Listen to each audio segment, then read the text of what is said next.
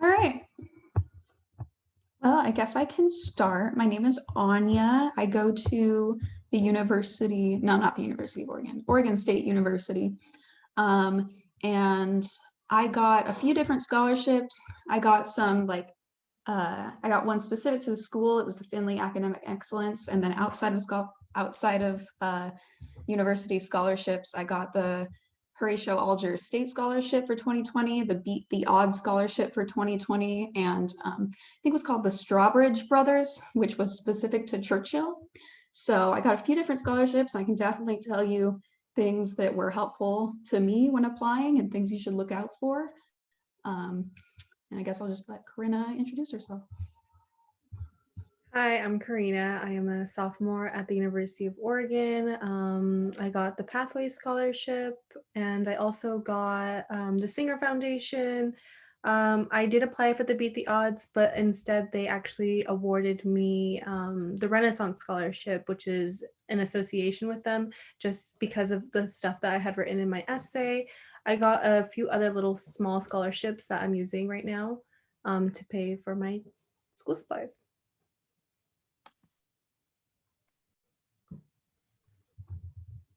And so a few things we wanted to cover was just looking for scholarships. And if you aren't already familiar with it, you should definitely be familiar with Naviance, and then of course Cherie, and anything on the website for the school, you're going to find a lot of scholarship information there.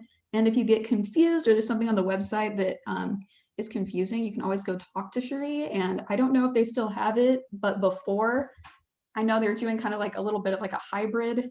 I don't know exactly how that's working out, but we could get like printed out versions of some of the scholarships in the scholarship and financial aid office. And I found that helpful. I just go through and like highlight things that, like the criteria applied to me, and then like go back to it later. Um, let's see. Um, for so I think like a few little tips is that scholarships obviously can be very draining to apply to. And there are a few ways that you can make it a little bit easier, a little bit faster for you. And one thing is a lot of scholarships kind of have the same general application. And so what you're going to want to make sure you have is a personal statement. I don't know if you already have experience with personal statements. Hi, Cameron. Um, Jumping in a little bit late, but if you have any questions because you're jumping in, just let me know. I can backtrack. So we were talking about personal statements, and that's going to be a really important part of making your scholarship application. It's usually like obstacles you faced, the ways you've overcome them, things in relation to academics, and what your goals are, like why you want to go to college, like what you're interested in studying. And it kind of looks different from person to person. Obviously, if you're someone that has some significant obstacles you want to write about, that's going to be majority of your personal statement. If you don't, you might focus a little bit more on like your community involvement or your academics. It could be even something like extracurriculars, and then talking about, your passions and what your goals are in life and why someone should invest in your future. So those are just a few general things. I also just wanted to touch real quick. A lot of scholarships are based on this thing called your expected family contribution. And that's something that you'll find after you fill out your FAFSA. But a good thing to keep in mind is if your family makes $26,000 or less, you have a $0 expected family contribution. And that is huge. And that's where a lot of your financial aid will come from. Even if you don't get a lot of extra scholarships, you can get a lot of grants. And I would personally suggest, if money is something you're really concerned about when going to school, especially like your first 2 or 4 years, depending on what kind of degree you want, to stay in state or try to get in-state tuition. Oregon specifically has a lot of good grants when it comes to financial aid if you have a low expected family contribution. And I have more or less like all of my tuition paid for just from grants related to the FAFSA. And then everything else is kind of like money added on that I actually get like in direct payment to me, so I can spend it how I see fit, like rent or school supplies, books, things like that. So that was kind of a lot. But if you have any more questions, or if Karina, you have anything to add, just go ahead. No, you basically covered most of it. I do want to say that even though some scholarships do require that you write essays, do those scholarships, because I've noticed that the more that you do that, the more you most likely have an essay that you can reuse for another one. Because, like Anya said, most of the time they're very similar prompts. Sometimes they're like very odd prompts. Like just last week, I found one online and I sent it to my sister. It's like saying, which one's your favorite Marvel superhero? And she chose Spider-Man. So she's writing an essay on Spider-Man right now. So like it's all over the place. Like I remember I saw one for like left-handed people, right-handed people, people who like specific sports. So it's not like it's not all of them. Not all of them are going to be academic writing prompts. They're all over the place. So I don't be afraid to write those essays. The same thing when applying. If you're not sure, go for it. You never know. It's not going to hurt you to not apply. That's what I did with the Beat the Odds one. I was not going to apply, but I'm like, I need the money. I'm going to apply, and I ended up getting referred to the Renaissance, and that is covering like my expenses. So yeah. I also would like to add, because I'm also a Churchill graduate. I'm actually here for yeah, no, it's okay. I was here for a different presentation. I came in an hour early, so I can add maybe a couple things about scholarships, but on the more art side of things, if that's okay with you guys. But quick thing, hi, my name's Cameron. I did colors for Spider-Man comics last year. It's been a lot of fun. So speaking of Spider-Man, it's all good. But if you're at all interested in the arts side of things, they have quite a few different scholarships, and a lot of them are geared towards project-based and pitches. And it's very much the same thing as like what you guys were mentioning earlier, like with essays, having like out of the box questions. And some of them are also similar enough to where you could reuse an essay if you need to. But a lot of project pitches are the new big thing, at least in the art world, and it has been quite interesting to watch, especially with online learning being so prevalent. But yeah, it's great being here, guys. It's awesome to hear about more scholarship information. I wish I had this info while I was still in high school.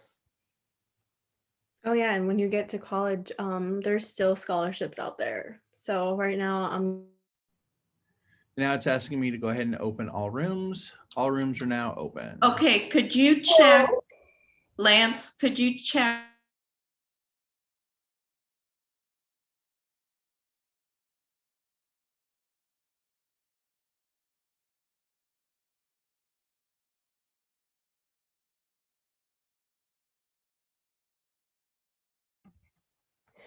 What was that? Again, guys, I don't know. Exciting. Breakout room timed out. Okay. So Oh my gosh. there again, technology, Oh. technology running rampant. And I'm just going to say students. Now we have a couple of students. Remind you, we're recording, so I will be keeping your mic and your audio off. I mean, your video and your audio off. My apologies. Please feel free to put any questions in the chat, and I probably will be asking questions myself. So if you don't want to speak up, I might ask the question for you. And if I don't, definitely please put it in the chat. So Cam, you were talking about scholarships. Let's go back to that. Wait, was that me? That was you. All right.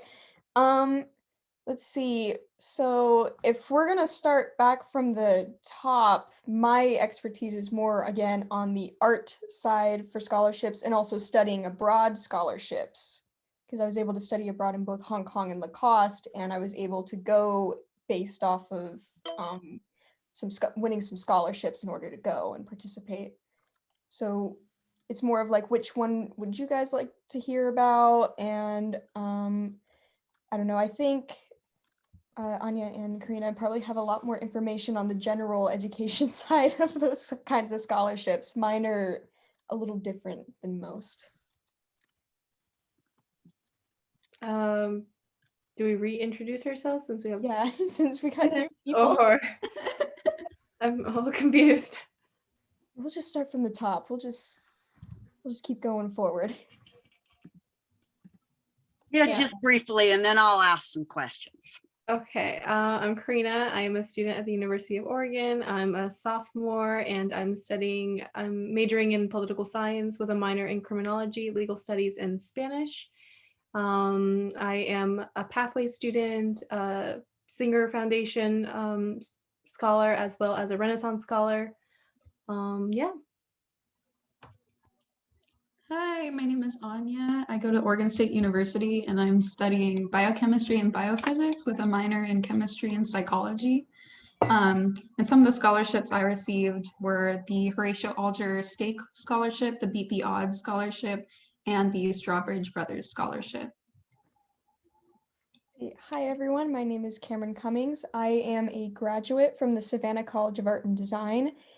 I am a recipient of the Josephine's Closet Scholarship, and they don't exactly have proper names, but they were offered while I was at school for studying abroad, and also a couple art scholarships that I used to pitch for my academia.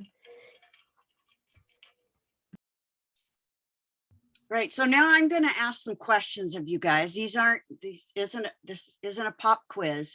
So what grade were you in when you started applying for scholarships? I probably, Oh, sorry, you go ahead. no, you're good. I probably didn't really start applying until I was a senior. I think there maybe was one between the summer of junior to senior year, but you can definitely start before you're a senior, and I would recommend it. If you are not a senior yet, just start looking now. It definitely makes it easier. And I will say real quick that a lot of scholarships that you apply to as a senior are due like early fall. So you definitely should be looking before you're a senior, otherwise you might miss some big ones. Let's see, I started looking for scholarships when I was a junior in high school, and it was really tough for a little bit because I didn't know how to look properly. Now things are a lot easier, especially with, thank you, Cherie, being available to help students out. But thankfully, my school offered quite a few scholarships once you applied and got accepted, and that was a huge help from there. Yeah, I didn't start looking until my junior year, but I didn't start applying junior, senior year of like summer. That's when I started. And can you share some strategies for how you found the scholarships? And did you get every scholarship you applied for? I definitely did not get every scholarship that I applied for. I'd recommend like looking for scholarships to apply to. There are a lot of online resources. There's of course like Naviance and things that are provided through Churchill's website. I would also occasionally go to look at other schools' websites. Like I go to South Eugene and be like, what do they have under scholarships? Is it different at all to what we have? And just like, it's like, not something a lot of people necessarily think of, but you can kind of look anywhere. Sometimes I would just search like, Oregon scholarship blank, and it doesn't have to be Oregon, but I find that you're gonna have a better chance the smaller the applicant pool is. Or if it's something where there's like a large applicant pool, but they're giving out a lot of scholarship applications.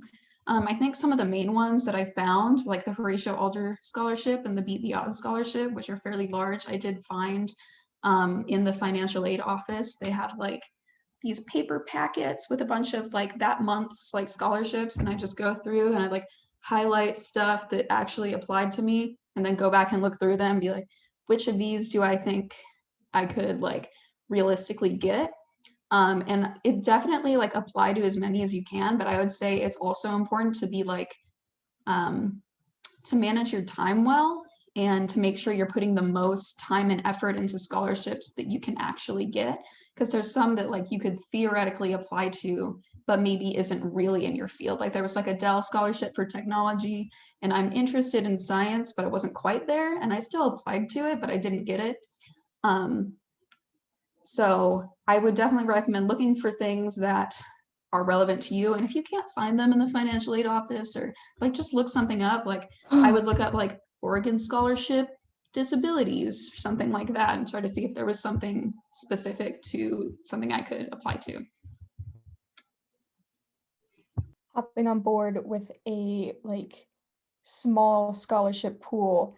If you have any interest at all in the arts, whether it be in painting, filmmaking, video game design, anything, the application pool is so much smaller than what you'd expect, because most of the time in those specific kinds of scholarships, they're more project-based. And with them being more project-based, it sometimes means there's going to be some time that you have to dedicate towards those specific projects with those specific prompts. Though through my experience, it takes me just as long to write an essay or answer a questionnaire for a scholarship as it would to draw or have to paint something for a scholarship. But you don't, yeah, and you don't even need to be the best at your art skills just yet in order to apply. Like when I first started applying for those kinds of scholarships, I could hardly even draw people. It was mostly stick figures. It's kind of weird thinking back at that nowadays, but it's mostly they're gearing more towards the ideas than the actual execution of the comic or the project. And yeah, and just usually students are so busy that they don't really apply for those kinds of projects. So if you got like scholarships, so if you got time on your hands, highly recommend it, because not a lot of people apply for them. And sometimes it's just one person and they just get it because they're the only one that applied. How did you organize and keep track of all of the various information you needed to know about the scholarships you were applying to, since the criteria and how you apply can be different? Google Sheets.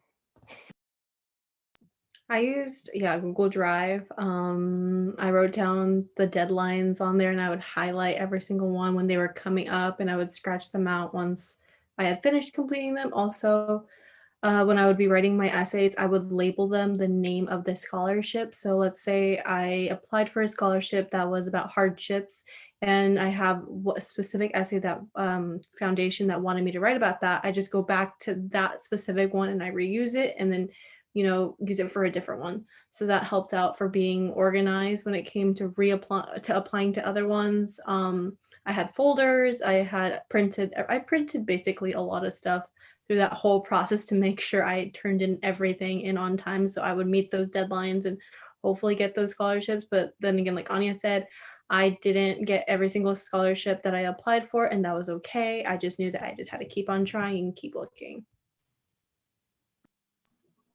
Yeah, I always keep like a physical planner. It's extremely helpful. And then you just write like due dates, and like this one, and a lot of planners have like a month ahead and then like a week ahead. So I'd like write on the month ahead and then right at the beginning of the week ahead, like, so like this Friday, this scholarship is going to be due, and then the whole week I know. And then kind of prioritize them based on not just like when they open, but when they close, because it's definitely super easy for me and probably other people to like, you have like half a scholarship done and then you move on and then you miss the deadline. You're like, wow, I really could have applied to that. It happened to at least one scholarship I was applying to. As I was like, yeah, I was in the middle of this, and then like it was due at like 12, but it was Eastern Standard Time instead of Pacific Standard Time. So I was like literally like just a few hours off from actually getting it in, and wasn't able to get it in. So yeah, keeping track of those things can be really difficult, but it's important. Definitely look through all of it and like proofread the information for the due dates and stuff like that, and write it down as many times and places as you really need to make sure you remember it. Yeah, I can add to the confusion with time zones, especially when applying for not only like Eastern Standard Time zones, but also for scholarships that are, again, in China or in France. Those time zones, sometimes they're even different days, and it's just double check. Google is your friend. It can help you figure out, okay, what is EST stand for, as an example, because that's the only one I can think of right now. It's like, what is this specific time zone for this specific scholarship that I'm applying for, whether it be for college or for studying abroad opportunities? And also highly recommend, if you don't have them already, dual screen whiteboards, one with a calendar and one for notes. It really does help if you have trouble keeping track of things, especially when they have magnets. So you can print them out, highlight things. It seems like a lot, but it really does help. So if you could estimate how much time you spent applying for scholarships, and then kind of think on the top of your head, I know this might be harder, about how much money you got, how much money were you earning an hour?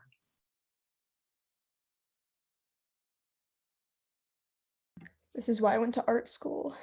I'm gonna do like a just like based on one scholarship, there's like an average about the same for each one. So if I did like the Horatio Alger Scholarship, which is $16,000, and I probably spent like a week, maybe like an hour to 2 hours a day. So let's assume the highest.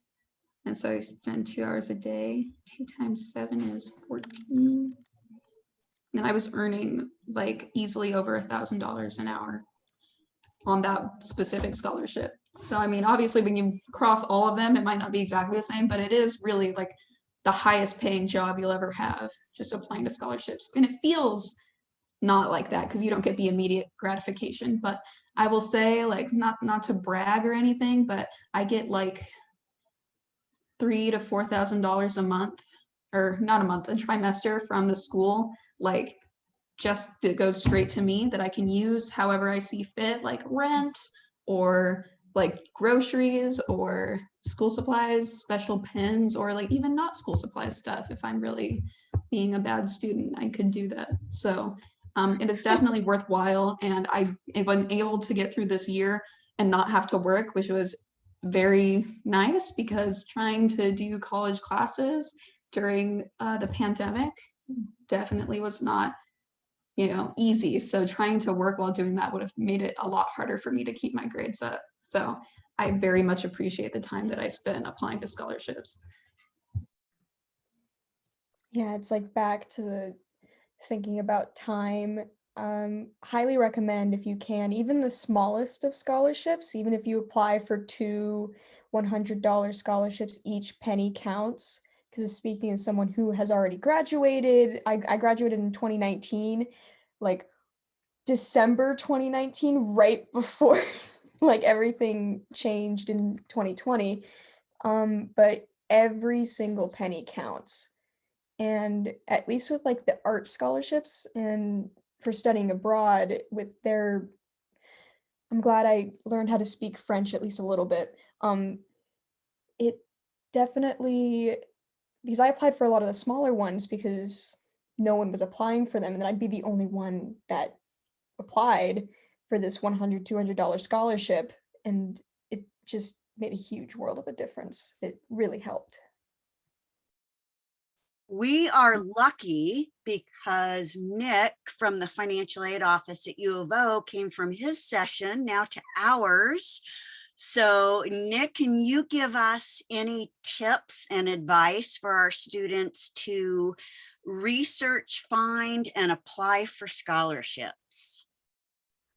Yeah, hi, everybody. I was lurking for a couple of minutes there and just want to say that everything y'all are saying, what I say too, it's like totally, it's on the money. Anyway, so what can I add? Actually, I think Karina was about to say something, so I think I'll listen in, and maybe if there's something else I have to add, I'll jump in before the session's over. Oh, okay, so I added up how much, like in the next 4 years that I have so far, I have let me reopen my calculator. I have $40,000 in scholarships to spend through the four years that I'm at the University of Oregon. And another thing right now that I'm doing my taxes, do not throw away the receipts that you have when spending your money on scholarships. Do not do it. Doesn't matter. Keep them because they will come back and actually be helpful on getting a lot more money in your tax returns. I did not know that. I regret not keeping those. That's just a little tip right there. Gave me a little bit of PTSD there for a second. I was like, oh no, I remember those days. It was not a fun time. Save your receipts for everything, guys. So at any point, did you guys get frustrated and want to give up? Yeah.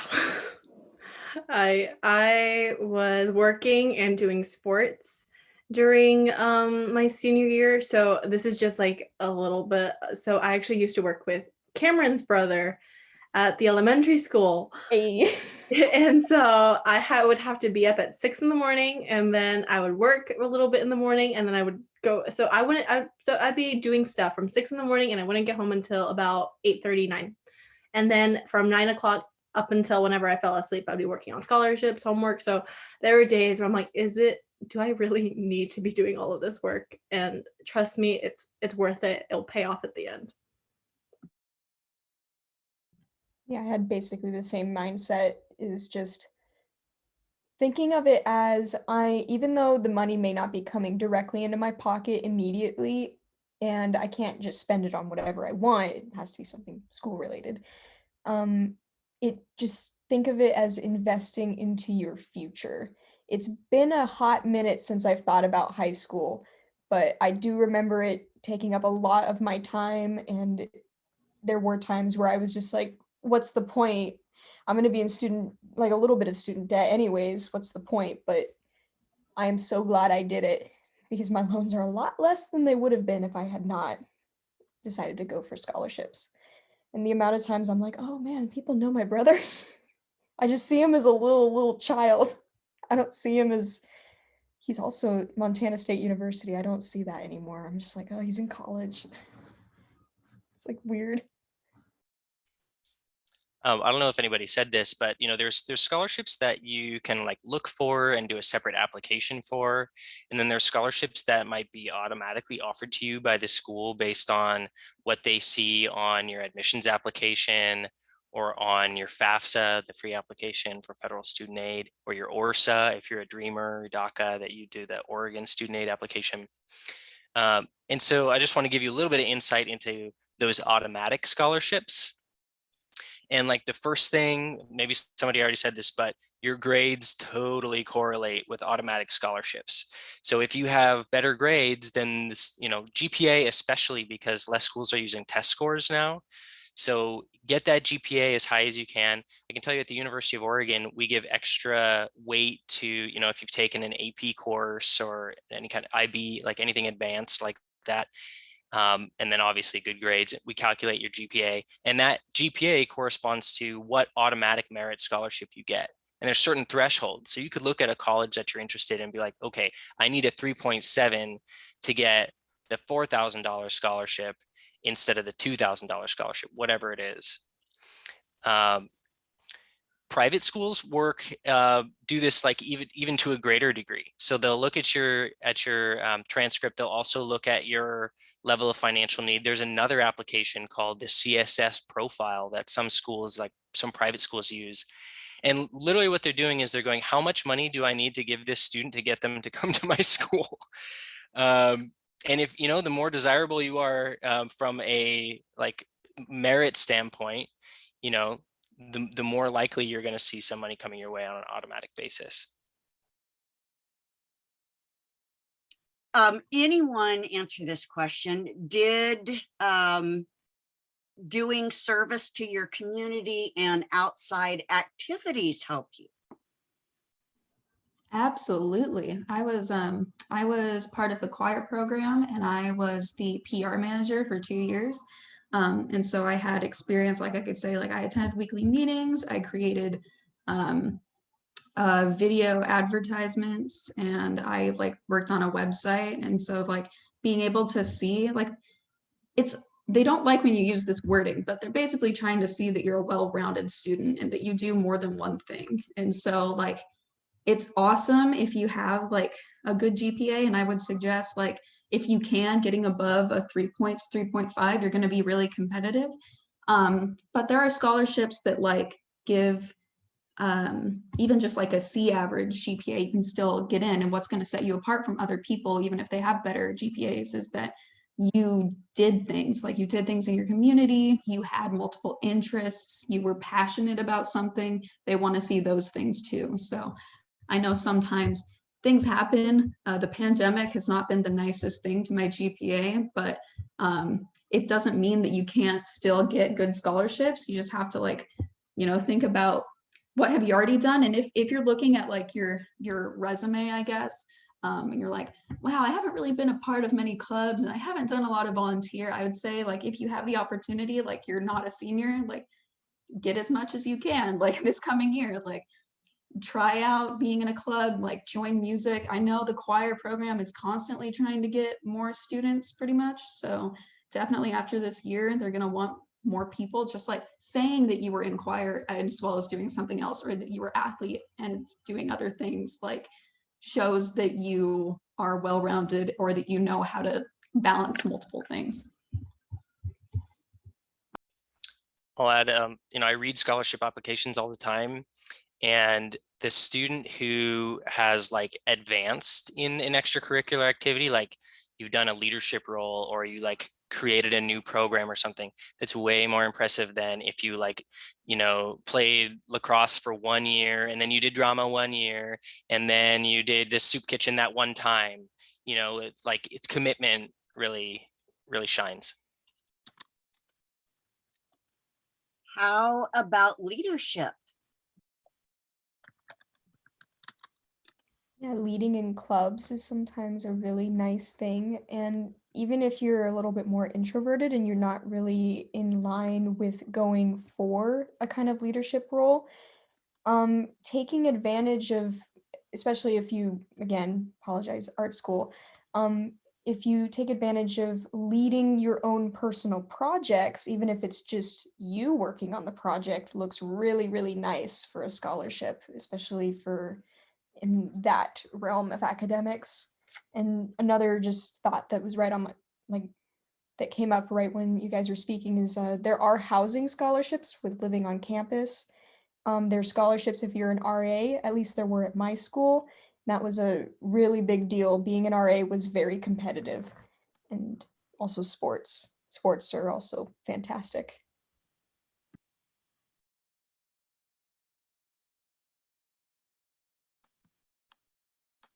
Could you guys talk about the essay writing? And Karina, you said a lot of them you can tweak a little bit and change them, but what was your process? Did you get help? Did you have proofreaders? How did you go about it? Because you obviously were successful. I depended a lot on my English teachers, and this is the one thing that I look back and I always tell my siblings. Right now, one of them is about to go to Churchill next year, is have really good relationships with these teachers, because when it comes to the writing process, when it comes to your scholarships, they're going to be the ones to help you. So you want to make sure you have a good relationship with them. That's very important. I also went to my AVID teacher when it came to proofreading my scholarships to see what they thought, if there was anything that they thought I could change, or if it was good, and or if I could maybe add more. Yeah, I did have to change a few of my scholarship essays just to tweak them a little bit. There were some times where I'd be writing and I'd be in the zone, and then I would look back and I'm like, oh, that's really, really personal. Maybe I should take a little few things out. And that's what I had to do that's what happened with the Beat the Odds one. My essay was a little too personal, and they because of what I had written, they referred me to the Renaissance, so my face wouldn't be out there, because with the Beat the Odds one, you do get public recognition for your accomplishments. One thing I want to add to that is it's it's a balancing act for sure, but I think most students tend to err on the side of like not wanting to be very personal and not wanting to share a lot. And I understand that, but the more vulnerable that you are and the more real you are about, you know, if obstacles are things you face and it did impact whether or not you got like a perfect GPA, that's going to be something that you want to put in your scholarship so people see that you are a really hard worker and you overcame a lot in order to get where you are, even if it's not maybe as competitive as the GPA of another student. If they see that you're like really dedicated and you went through something difficult, but you made it through, that's something that is also going to be helpful for you. And like the Beat the Odds scholarship was something that like we went over a lot in Avid, and we kind of went through the process, and our Avid teacher was often asking people like, be more vulnerable. Like, you've told me your story, and it, you know, people want to invest in that. So you kind of have to get, like when you're writing your personal statement, pretty much, you want to really be able to detail kind of like the kind of person you are. And it can be hard because you usually only have like at max 1,000 words. So being able to put as much of you as possible in 1,000 words is like really critical for a lot of these scholarships, because that's going to be kind of the only thing they get to know about you until maybe they decide to do an interview or something. And there's usually a lot of applicants they go through. So you want to make yourself stand out.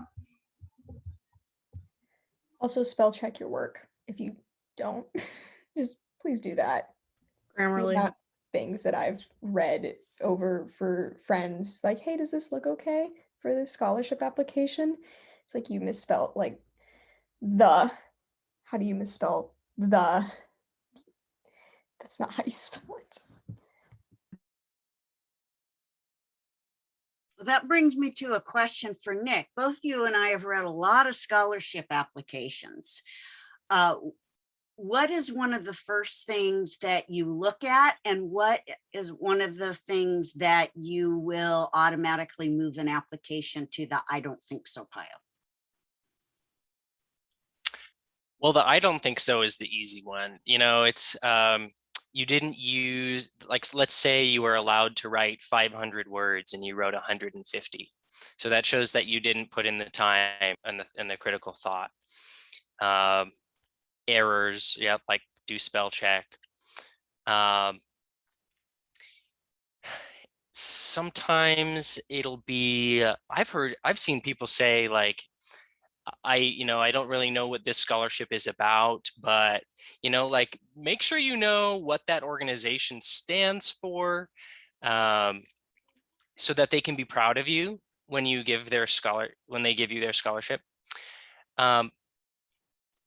If you can get some insight into what specific things that they're looking for. So, I take notes, I look at all sections of the application, and the ones that shine are the ones where somebody has told a story, and if you think about what stories are compelling to you, whether it's like TV or like, a book you read or something your friend was telling you, what makes it compelling, right? There's like kind of a hook at the beginning that makes you want to know more. There's some details, there's something unique about it. And so I see a lot of students they're great students, but they're writing what they think we want to hear. And those ones don't make the cut when it's competitive.